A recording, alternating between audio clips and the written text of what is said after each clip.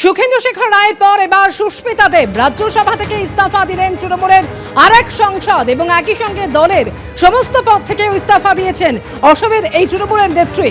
রাজ্যসভার চেয়ারম্যানের সঙ্গে দেখা করে পদত্যাগ সন্তোষ মোহন দেবের কন্যার। উত্তর পূর্বাঞ্চলে দলের সংগঠন বাড়াতে সুস্মিতা দেবকে তৃণমূলে এনেছিলেন অভিষেক বন্দ্যোপাধ্যায়।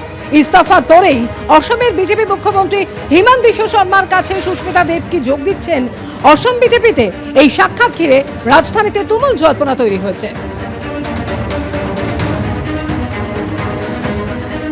দিদি কেন টিএমসি ছাড়লেন প্রথমে? একটা এত বড় পদক্ষেপ নেওয়ার পিছনে নানা রকম কারণ থাকে এবং ব্যক্তিগত কারণ রয়েছে, রাজনৈতিক কারণ রয়েছে, যেটার জন্য আমি এই বর্তমানের পরিস্থিতিটা দেখে অ্যাটলিস্ট আমার রাজনীতি যতটুকু রাজনীতিক বুদ্ধি আছে আমি মনে করি আমার পদক্ষেপ সঠিক। সুখেন্দু শেখর রায় রিজাইন করলেন, আজকে আপনি করেছেন, তো এটা কোথাও কোথাও পশ্চিমবঙ্গের রেজাল্টের সঙ্গে লিঙ্কড আছে? দেখেন 2026-এর 4 মেতে দুটো রেজাল্ট এসছে, একটা আসামের রেজাল্ট এসছে আর একটা বেঙ্গলের রেজাল্ট এসছে। না, আমি দুটো রাজ্যের সঙ্গেই কানেক্টেড, যেখানে বেঙ্গল আর আসামের রেজাল্টটা মিলিয়ে আমি যেটা বুঝতে পারলাম that this is the best decision.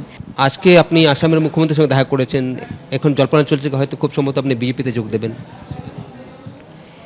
সেই রাজনীতি আমাকে আসামেই করতে হবে, বাঙালি এরিয়া আসামের। আমরা অনেক দিক থেকে বঞ্চিত ছিলাম, ওইটা বিজেপি অনেকটা কভার করেছে। Whatever the mandate is, এই ম্যান্ডেটটা তো 5 বছর থাকবে, so you should not be in denial.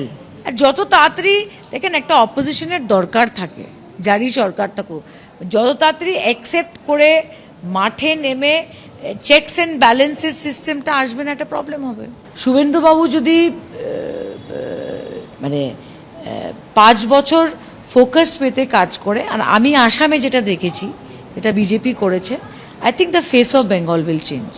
I believe that.